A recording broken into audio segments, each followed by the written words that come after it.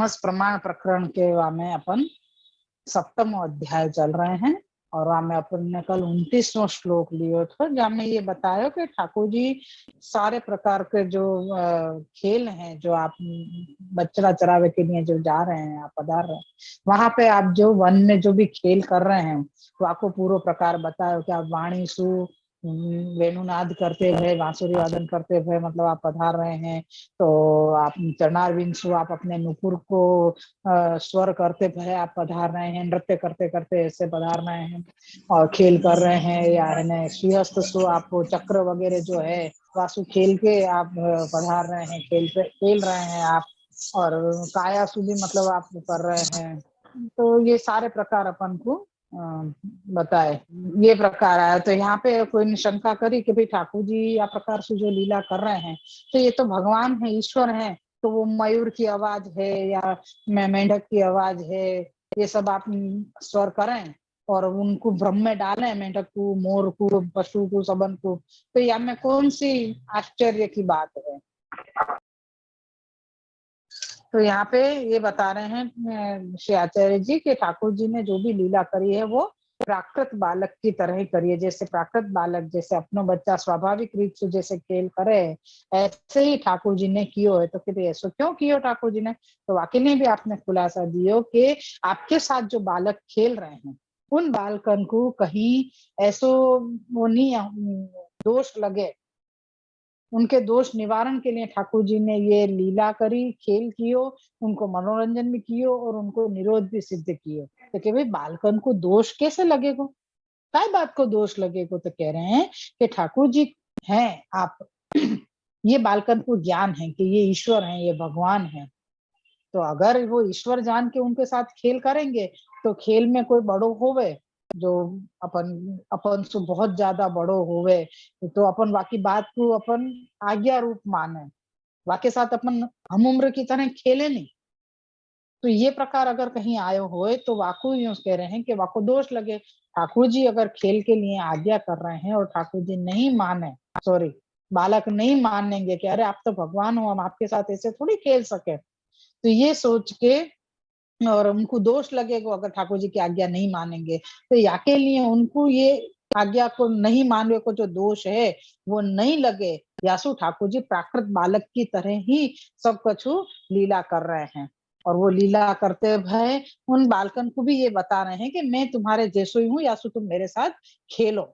ये प्रकार यहाँ पे बता रहे हैं। वाकई में अपन ने दृष्टांत देखियो तो कि जैसे अपन सब एक दूसरे को जान रहे हैं लेकिन कोई नाटक कर रहे हो, अपन कोई प्ले रोल कर रहे हो तो वामे अपन को जो किरदार होवे, अपनों को जो अभिनेत्री अभिनेता जो भी कुछ अपन को बनाया हुए तो वामे अपन क्या प्रकार से जो नाम दियो होए, वामे जो अपन को एक्टिंग करे की कही हो अपन वैसे ही प्रकार से अपन खेलेंगे तो ही वह नाटक को मजा आएगी। वामे अपन ओरिजिनल नाम से एक दूसरे को बुलाएंगे, यार तुम तो ये नहीं हो, तुम ये कैसे बन के बैठ गए, तो ये सब करेंगे तो नाटक को सारा मजा बिगड़ जाए। ऐसे ही प्रकार से यहाँ पे ठाकुर जी के साथ खेल करने के लिए आपने ठाकुर जी ने ये ग्वाल बालन को या बखत आपने चूज किए हैं, मतलब आपने पसंद किए हैं उनको और उनके साथ आप खेल कर रहे हैं और वो खेल में अगर रसाभास हो गयो तो प्रभु को आनंद नहीं आएगा। यासु ठाकुर जी प्राकृत बालक की तरह ही यहाँ पे खेल कर रहे हैं। अब आएगो वत्सासुर के वध को प्रकार आगे के श्लोक में, तीसरे श्लोक में आयो है। देखिए आगे। श्री वल्लभाधीश की जय हो। श्री कृष्णाय नमः। श्री गोपीजन वल्लभाय नमः। श्री वाक्पति चरण कमलेभ्यो नमः। श्रीमद् भागवत महापुराण श्रीमद् वल्लभाचार्य जी विरचित श्री सुबोधनी जी की टीका 10वां स्कंद पूर्वार्ध तामस प्रमाण प्रकरण को अवांतर प्रकरण है। 7वां अध्याय प्रकरण को 7वां अध्याय चल रहा है। 10वें स्कंद के अनुसार अपन 11 में 11वें अध्याय में चल रहे हैं और अपना श्लोक आयो है कि 30वां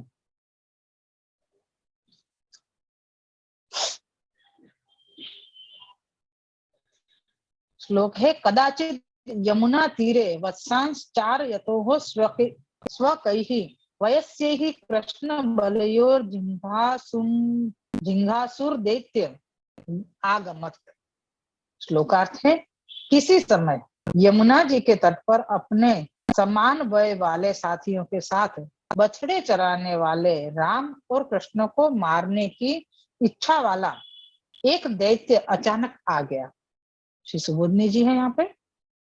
यदा वत्सानाम निरोधो भगवता विचारितः स एव कालः यमुना तीरे वत्सांस चारयतोस्तयोः सतोर दैत्य आगमदिति संबंध।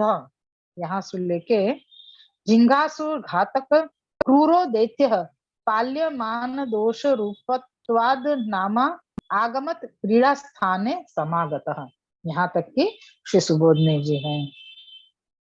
श्री व्याख्यार्थ है या को वह दैत्य उस वक्त आया जिस समय भगवान ने बछड़ों के निरोध करने का विचार किया था। हमने आगे ये अध्याय जब शुरू भयो तभी ये बताया ना कि ठाकुर जी को वृंदावन पधारनो है और नंदराय जी और ये सारे जो गोप बालक हैं और बछड़ान को यानी वत्सन को निरोध सिद्ध करनो है। आगे की जो 6 अध्याय गए वहां में सब में मतलब ठाकुर जी ने गोपी जनन को लिए यशोदा जी को निरोध सिद्ध कियो, तो यशोदा जी के द्वारा सारी गोपी जनन को निरोध सिद्ध हो गयो। तो यहाँ पे नंदराय जी के द्वारा सब गोपन को निरोध सिद्ध करना है, ऐसा प्रकार यहाँ पे बताया। यहाँ पे कह रहे हैं कि ठाकुर जी के सामने वो दैत्य कब आयो, जब ठाकुर जी ने बछड़ान को निरोध सिद्ध करवे को विचार किया। जब यमुना जी के तट पर दोनों भ्राता बछड़ों को चरा रहे थे उस समय वह दैत्य आया, इस प्रकार अन्वय है। प्राकृत पुरुष ही दोष वाले बछड़ों को चराते हैं, जो भगवान निरोध करने के लिए प्रकट हुए हैं वह वे सदोष बछड़ों को कैसे चराएंगे। यहाँ पे कोई प्रश्न कर रहे हो कि भाई प्राकृत जीव जो होवे वो ही दोष वाले बछड़ान को चरावे जाएगो। ठाकुर ने यहाँ पे विचार करो ना कि भाई निरोध सिद्ध करना है बछड़ान को निरोध क्यों सिद्ध करना है, क्योंकि वो लोग दोष वाले हैं। तो क्योंकि दोष वाले बछड़ा है तो ठाकुर जी कैसे चरा रहे हैं, तो प्राकृत जीव चरावे बछड़ान को, तो ऐसे जो दोष वाले हुए। तो यहाँ पे प्रश्न करें तो यहाँ पे ठाकुर जी कैसे वैसे बछड़ान को चरा रहे हैं, सदोष बछड़ा है जो है उनको कैसे ठाकुर जी चरावे गए। तो इस शंका को मिटाने के लिए कहते हैं कि सब बछड़ों का सम्मिलित जो असुर भाव था वह वत्सासुर के रूप में वहां आया था, इसलिए भगवान ने उसका वध कर बछड़ों को प्रथम निर्दोष बनाने की लीला की। अपने देखो ना कि जितने भी असुर गोकुल में और सब जगह आए तो वो जैसे अपने आसपास जो अपने अंदर जो भी अविद्या है या दोष है वो दोष को रूप लेके आए हैं और वाह रूप सु ठाकुर जी वाह रूप को मर्दन करके वाह को वध करके और वाह को अपने अंदर सुवा दोषण को निकाल रहे हैं। यहाँ पे कह रहे हैं कि यहाँ पे जितने बछड़ाए हैं उन सबके दोष रूप एक असुर जो प्रकट भयो वो असुर वत्सासुर, तो वाको वध ठाकुर जी ने करके बछड़ान को सबसे पहले निर्दोष करवे की लीला करी है। तब कह रहे हैं कि बछड़े तो यमुना जल पान करने के कारण शुद्ध थे, दैत्य वहां क्यों आया।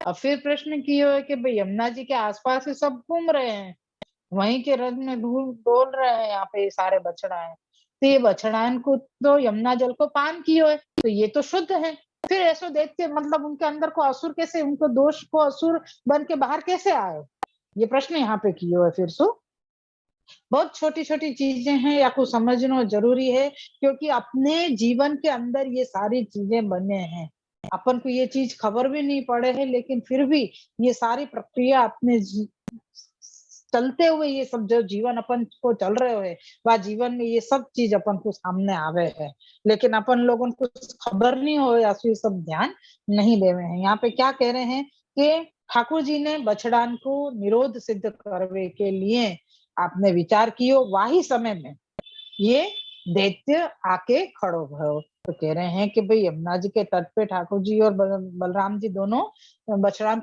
को चरा रहे थे, तो यासु या समय में दैत्य आके खड़ो भयो, तो कि भाई ऐसे समय मतलब बछड़ान को दोष वाले बछड़ान को चरावे कौन है, तो कि जो प्राकृत ग्वाला हो प्राकृत ग्वाल बाल जो हो वही चरावे ऐसे दोष वाले बछड़ान को। तो ठाकुर जी क्यों चरा रहे थे, ठाकुर जी को तो सदोष बछड़ान को स्पर्श भी नहीं करना चाहिए, यो कोई ने प्रश्न कियो, तो कि भाई उनकी जो अंदर दोष हते वो ही दोष बाहर आके खड़े भय और वो असुर है, असुर के रूप में आके खड़े हुए। तो ठाकुर जी ने उनको वध करके, बाबा को वध करके और बछड़ान को निर्दोष बनायो। फिर से वो प्रश्न कर रहे हैं कि भाई अगर अपन ये कहें कि भाई हम तो पूरे दिन ठाकुर जी की सेवा में लगे रहे हैं, ठाकुर जी के पाठ करें, ठाकुर जी की सेवा में हम लोग लगे रहे हैं, तो साहित्य बना रहे हैं, कोई सामग्री बना रहे हैं, कोई सजावट कर रहे हैं, तो फिर हमको दोष क्यों लगे?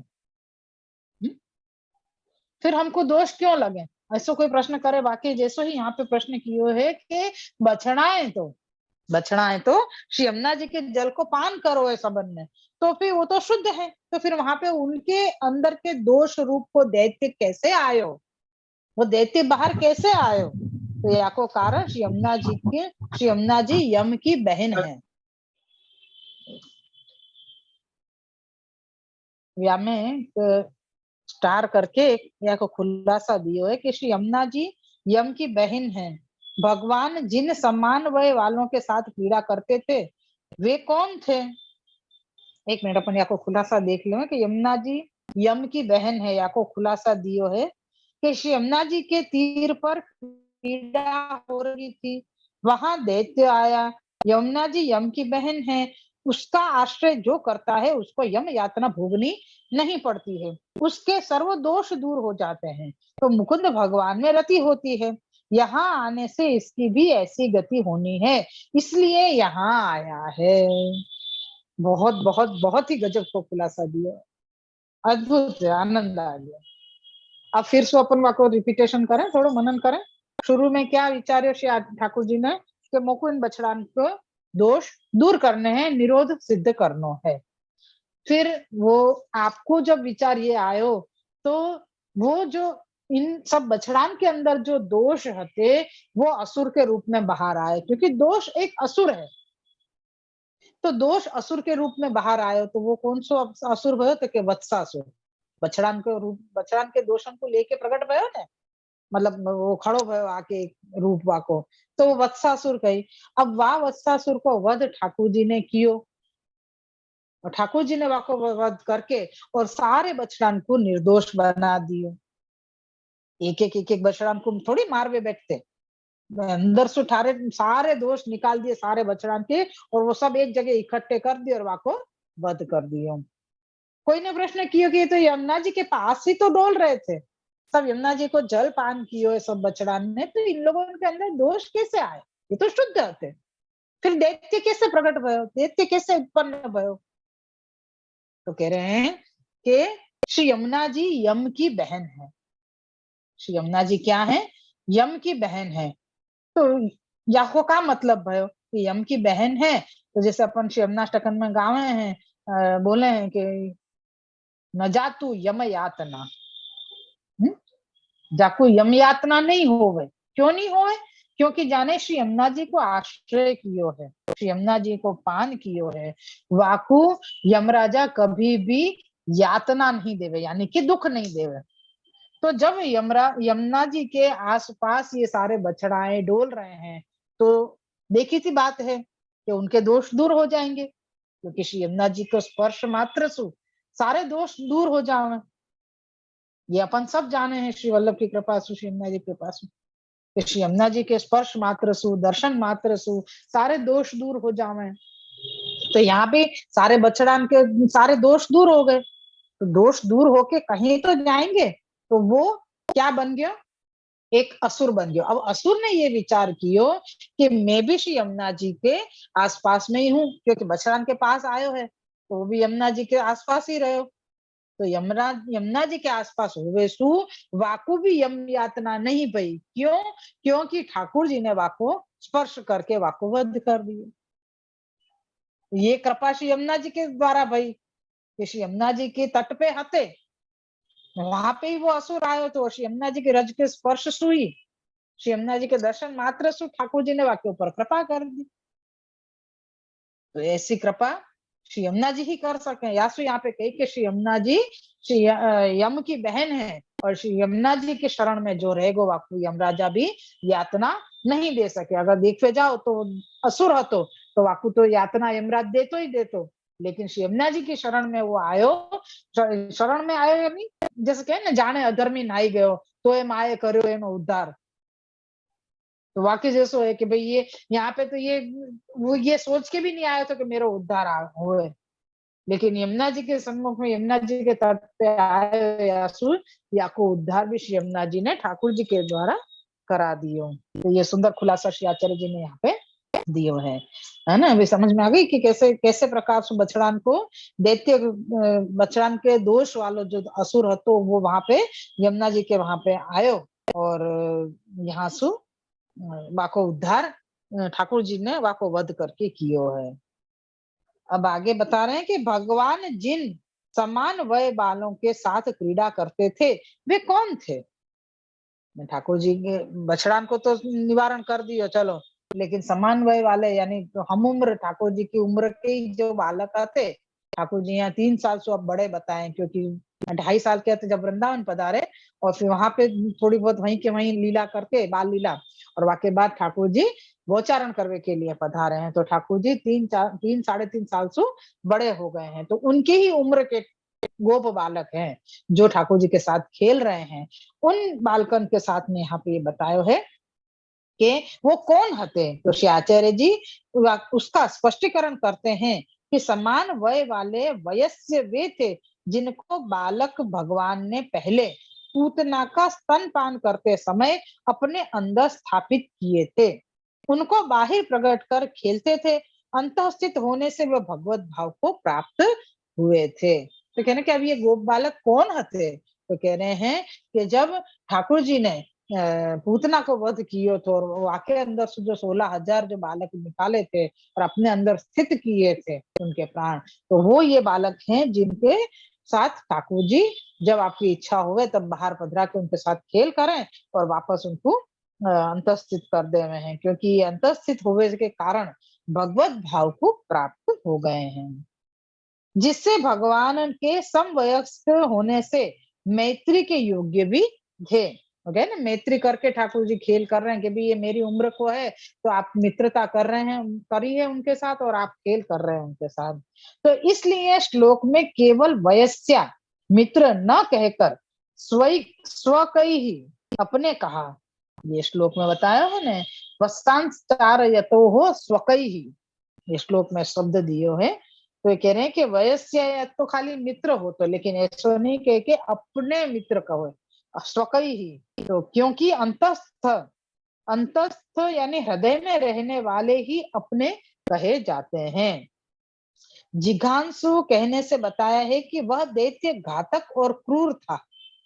उसका नाम इसलिए नहीं दिया है कि वह पालने योग्य बछड़ों के दोषों का रूप था।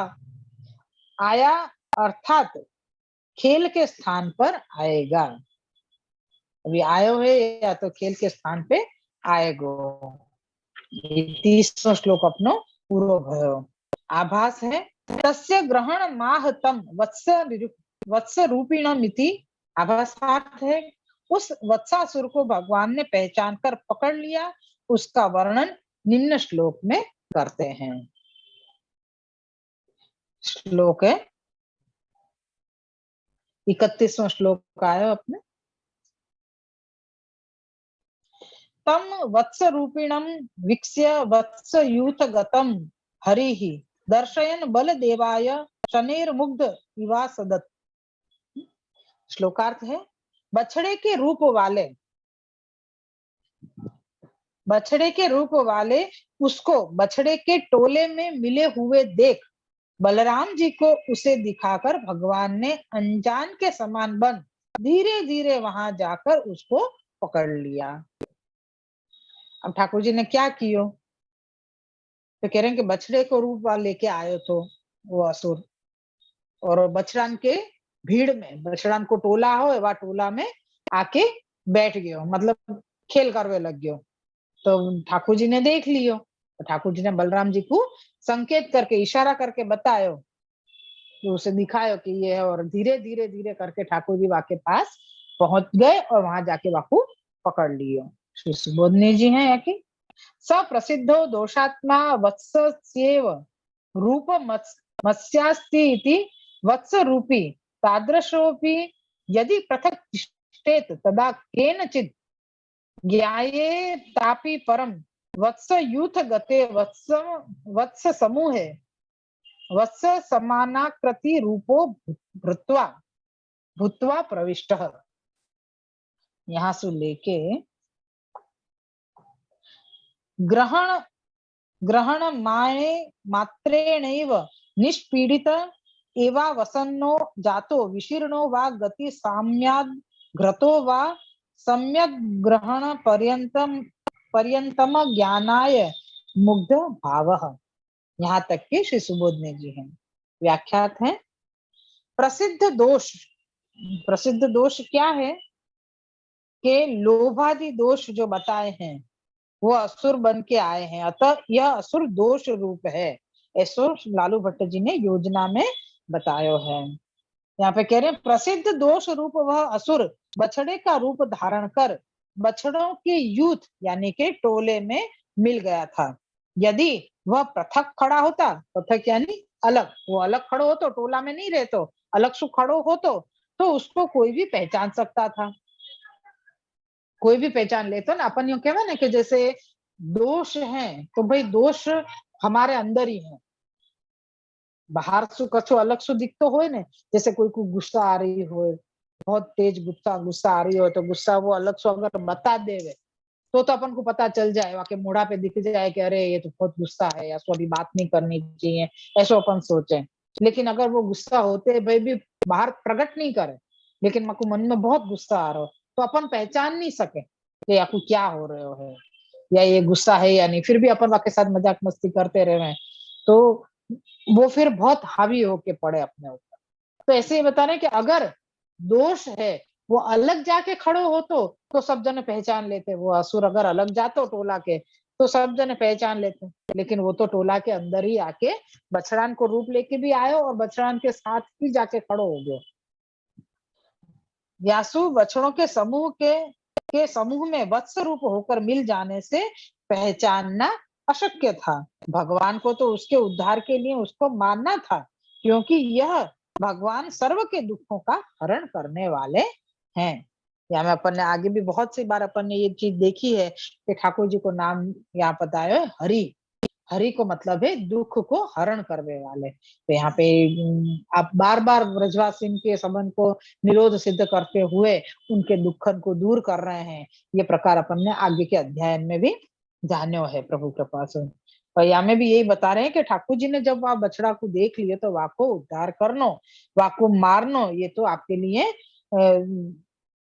जरूरी है तो यो, क्योंकि आप सबके दुख के हरण करने वाले हैं। भगवान ने बलदेव जी को दिखा दिया कि यह बछड़ा असुर है। तो कह रहे हैं कि ऐसा कहा तो कि बलदेव जी वेद रूप है, इसलिए उसकी सम्मति लेने के लिए उनको दिखाया। अब अपन के क्या व्याम में बलदेव जी वेद रूप है तो उनको और बछड़ा को का कनेक्शन है, या मैं का मतलब समझ में नहीं आई कि ये बलदेव जी यहाँ पे कैसे आए।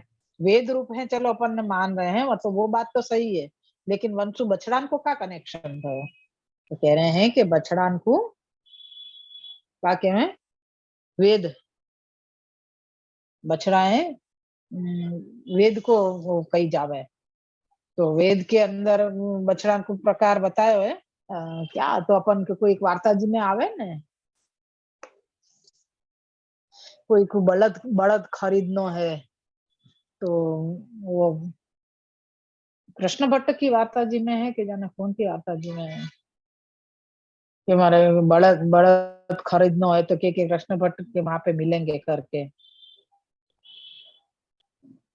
वहां जावे तो खूब सारे वैष्णव वहां पे बैठे हुए हैं, सत्संग कर रहे हैं, प्रसाद ले रहे हैं। गदाधर दास ની વાર્તામાં આવે गदाधर गदाधर दास जी की वार्ता में, अच्छा मतलब कोई की वार्ता जी में है सही। हाँ तो में ये बताओ ना कि ये जो है ये सारे ये बड़द ही है ये यूं, क्योंकि वो बड़द मतलब वेद रूप को बताए हुए कुछ प्रकार में बहुत श्योरली सब है, धर्म को रूप बतायो नहीं। हाँ धर्म को रूप बतायो कि भाई ये तो धर्म रूप है ये बड़द। तो यासु वेद सु ने मतलब आज्ञा ले ली ठाकुर जी ने कि भाई यासु कह रहे हैं कि बलदेव जी के रूप में वेद है, बलदेव जी वेद रूप है, इसलिए उनकी सम्मति। ठाकुर जी ने कई बलदेव जी को बताया ना कि देखो ये असुर आ गए हुए, मैं आपको मार रहा हूँ, लेकिन ये असुर बैल के रूप में आए हुए, बड़द के रूप में आए हुए, तो बछड़ा के रूप में है, तो अब मैं आपको मार रहा हूँ, तो आप सम्मति दो। तो ने सम्मति दिखाया, सम्मति दी, वाके बाद ठाकुर जी ने वाको वध कियो है। यहाँ पे कह रहे हैं कि बलदेव जी को दिखा दिया कि यह बछड़ा असुर है। यदि इस प्रकार कहकर न दिखाते तो निंदा होती कि कृष्ण भी इसको पहचान न सके है, और बछड़े को मार दिया। बछड़ा को मारना योग्य नहीं है। यासु यहाँ पे बलदेव जी को दिखाया कि ये बछड़ा नहीं है, ये असुर है, आप भी देखो यो। और अगर नहीं बताते और ऐसे ही वाको वध कर देते तो सब यही कहते कि ये अच्छो नहीं कियो, निंदा होती ठाकुर जी की। यासु ठाकुर जी ने इनको पहले ही पहचान करा दी कि ये असुर है करके। इस निंदा के निवारण के लिए बलराम जी को पहचान करा दी, क्या बलदेव जी उसको न पहचान सके? इस शंका के उत्तर में कहते हैं कि उस समय बलदेव जी को अन्य धर्म से संबंध था। अन्य धर्म को मतलब प्राकृत धर्म में। ठाकुर जी बार बार उनमें आवेश करते और उनको भगवद अनुकूलता के हिसाब से आप स्वरूप प्रकट करवाते थे। ऐसा आगे भी अपन ने देखियो, जब मृतिका भक्षण को प्रकार जब बतायो तो आ समय भी ठाकुर जी की शिकायत जब बलदेव जी ने भी करी कि हाँ याने मट्टी खाई है, तब ठाकुर जी ने कही कि ये भी बलदेव जी भी मतलब दाऊ जी भी झूठ बोल रहे हैं, मैंने मट्टी नहीं खाई है।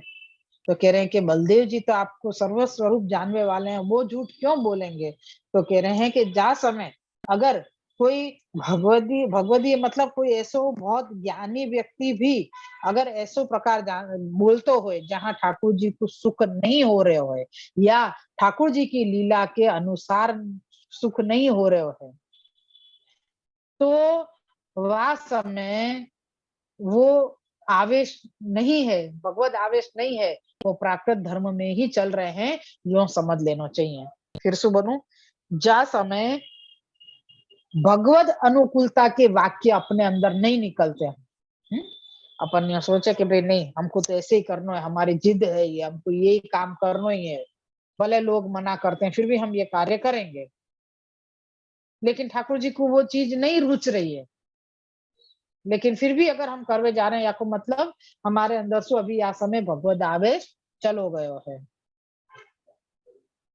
तो ऐसे ही यहाँ पे बता रहे हैं कि हमें बलदेव जी का खुद नहीं पहचान सके थे, ठाकुर जी ने बलदेव जी को क्यों पहचान कराई?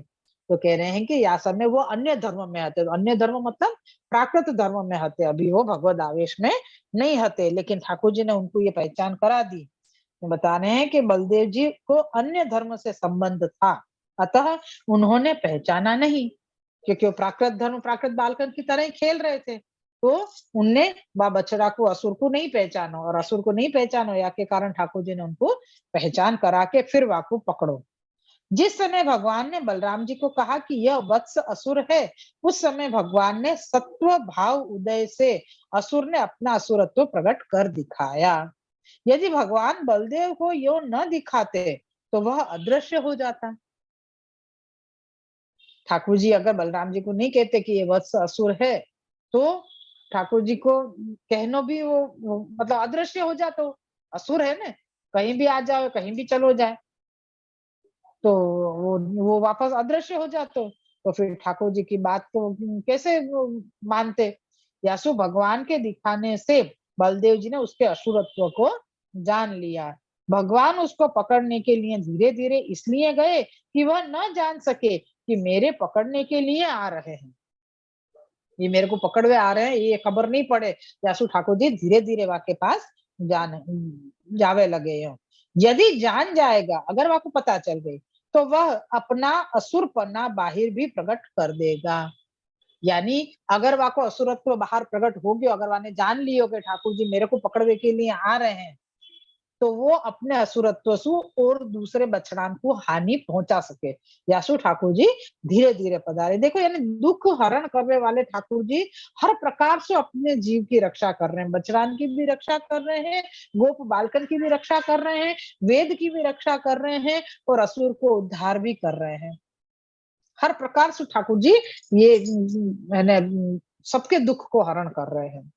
यहाँ पे ठाकुर जी धीरे धीरे वाके पास गए हैं, जाके कारण वो अतः धीरे धीरे तथा मुग्ध भाव से जा रहे थे, जिससे वह समझ जाए कि किसी दूसरे को पकड़ने को जा रहे हैं। भगवान ने अपना मुग्ध भाव प्रकट करते हुए पहले किसी दूसरे वत्स को क्रीड़ा के लिए पकड़ते हुए उसको भी पकड़ लिया। ठाकुर जी ने सीधो वाकु नहीं पकड़े जाके, धीरे धीरे ऐसे मुग्ध होते हुए पधारे ताकि वाकु यूं लगे, वो भी भ्रम में पड़ गए कि मुकु नहीं कोई और को पकड़ने के लिए आ रहे हो। ठाकुर जी ने वाके भ्रम को सच्चो भी कियो, दूसरे बछड़ा को भी पकड़ो और वाके साथ साथ वह असुर को भी पकड़ लियो। पकड़ते ही वह शक्तिहीन व क्षीण हो गया। ठाकुर जी ने वाको पकड़ो और पकड़ते वाको असुरत्व मतलब खत्म हो गयो, क्षीण हो गयो। भगवान ने जिस गति से दौड़कर दूसरे को पकड़ा था उसी प्रकार दौड़कर इसको भी पकड़ लिया। पूर्ण रीति से पकड़ लेने तक इस वत्सासुर को अज्ञान में रखने के लिए भगवान ने मुग्ध भाव प्रकट किया था। ये अपना 31वां श्लोक यहाँ पे प्रभु कृपासु पूरो भयो है। यहाँ में बहुत सारी सुंदर सी बातें अपन को समझ में आई है। एक तो ठाकुर जी ने क्या प्रकार से यहाँ पे बतायो कि दैत्य क्यों क्यों दैत्य प्रकट भयो, मतलब दैत्य कैसे बनो, तो कह रहे हो कि असुर असुर के रूप में दैत्य प्रकट भयो, तो वो दैत्य हमारे दोष रूप दैत्य होवे है। बछड़ा के अंदर जो दोष हतो वह दोष के रूप में असुर प्रकट भयो और वह असुर को ठाकुर जी ने वध करके सबके दुख को दूर किया। तो कह रहे हैं कि भाई दैत्य है, चलो तो माने, लेकिन दैत्य क्यों प्रकट भयो, क्यों बनो दैत्य, दोष कैसे आए, दोष कैसे आए, तो वाकई हिसाब से बता रहे हैं कि यहाँ पे दोष होना सब सब जीव के अंदर दोष होए, लेकिन जब ठाकुर जी के साथ वाकई खेल करवे को होए, तो जैसे ठाकुर जी निर्दोष हैं ऐसे वो अपने जीव को भी निर्दोष बनावे हैं। तो यहाँ बछड़ान के साथ खेल करना है तो बछड़ान को भी निर्दोष बनायो है और उन दोषन को जैसे अपने अंदर से सारे दोष बाहर निकाल दे, इसमें मेल बाहर निकाल दिया, तो मेल खींच के बाहर निकालें तो वाको जैसे गोला बन जावे, एक ऐसे यहाँ पे असुर बन गए। वह असुर को वध ठाकुर जी ने कियो। लेकिन श्री यमुना जी को बहुत सुंदर प्रकार बताया हमें कि श्री यमुना जी क्या प्रकार से हमको यम यातना में सु बचावे हैं, हमारो हमको ठाकुर जी के लायक बनावे हैं। तो वाको सुंदर प्रकार बतायो कि यहाँ पे प्रश्न कियो गयो कि भाई बछड़ान को क्या क्यों, मतलब बछड़ा ने तो यमुना जी को पान भी कियो है, तो फिर उनको वो तो शुद्ध है, फिर उनके दोष कहाँ से आए, और दोष है ही नहीं तो फिर असुर कहाँ से आए। तो कह रहे हैं कि भाई जब दोष प्रकट हो गए सारे और असुर के रूप में, तो वह असुर ने भी जब यमुना जी के रज को जो स्पर्श कियो तट को, तो वाह के कारण वाको भी यमुना जी ने वाको उद्धार भी कर दियो। तो वो कैसे कियो, तो के ठाकुर जी ने वाको वध कर दियो। तो ठाकुर जी के श्रीहस्त को स्पर्श वाको भयो, वाके कारण वाको उद्धार हो गयो। यानी यमुना जी के सन्मुख जो भी आवे वाको यम राजा की कोई यातना होवे नहीं है